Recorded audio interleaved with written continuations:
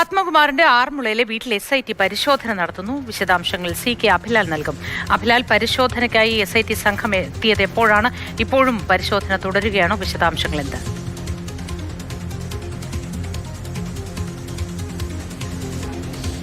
മോദി, ആറന്മുളയിൽ പത്മകുമാറിന്റെ വീടാണ് പശ്ചാത്തലത്തിൽ കാണുന്നത്. അല്പം മുൻപ് വരെ ഇതിന്റെ വാതിലുകൾ രണ്ടും തുറന്നിട്ട നിലയിലായിരുന്നു.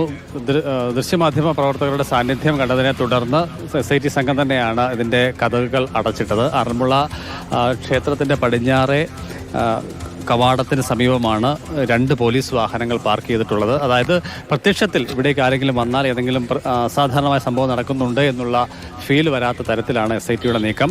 അതായത് റോഡിലൂടെ കടന്നു പോകുന്ന ആർക്കും ഈ വീടിനുള്ളിൽ എന്തെങ്കിലും പ്രത്യേകമായ നടപടികൾ ഉണ്ടാകുന്നു എന്നതിൻ്റെ ഫീൽ തീരെ വരികയില്ല. കാരണം റോഡിലൂടെ വരുന്ന ആളുകളുടെ ശ്രദ്ധയിലേക്ക് പെട്ടെന്ന് വരാതെ ഇരിക്കുന്നതിന് വേണ്ടി വാഹനങ്ങൾ രണ്ടും മാറ്റിയിട്ടിരിക്കുകയാണ്. അതേസമയം തന്നെ SITയുടെ സർക്കിൾ ഇൻസ്പെക്ടർ നേതൃത്വത്തിലുള്ള 7 അംഗ സംഘമാണ് 12:15 കൂടി ഇവിടെ എത്തിച്ചേർന്നത്. അതായത് ഏറെക്കുറെ 1 മണിക്കൂർ സമയം പിന്നിടുന്നു പരിശോധന പൂർത്തിയായിട്ട്. പത്മകുമാറിനെ അറസ്റ്റ് ചെയ്ത ശേഷം ഈ കേസുമായി ബന്ധപ്പെട്ട പ്രധാന തെളിവുകൾ, രേഖകൾ ഏതെങ്കിലും അദ്ദേഹത്തിൻ്റെ വീട്ടിലുണ്ടോ എന്ന് കണ്ടെത്തുന്നതിൻ്റെ ഭാഗമായിട്ടാണ് പരിശോധന. സാധാരണഗതിയിൽ ഇത്തരത്തിൽ അറസ്റ്റ് ചെയ്യപ്പെടുന്ന പ്രതികളുടെ വീട്ടിൽ അന്വേഷണ സംഘത്തിൻ്റെ പരിശോധന തൊട്ടടുത്ത ദിവസമോ തൊട്ടടുത്ത മണിക്കൂറിലോ ഒക്കെ തന്നെ ഉണ്ടാകാറുണ്ടായിരുന്നു. പത്തനംതിട്ട കടമ്പനാട് സ്വദേശിയായിട്ടുള്ള സുധീഷ് കുമാർ, നേരത്തെ അറസ്റ്റിലായിട്ടുള്ള ആളുടെ വീട്ടിൽ അദ്ദേഹത്തെ അറസ്റ്റ് ചെയ്ത് റാന്നി കോടതിയിൽ ഹാജരാക്കിയതിന് പിന്നാലെ കടമ്പനാട്ടെ വീട്ടിൽ SITയുടെ സംഘം പരിശോധന നടത്തിയിരുന്നു. അന്ന് പ്രധാനപ്പെട്ട രേഖകളിൽ ചിലത് അന്വേഷണ സംഘത്തിന് ലഭ്യമായിരുന്നു.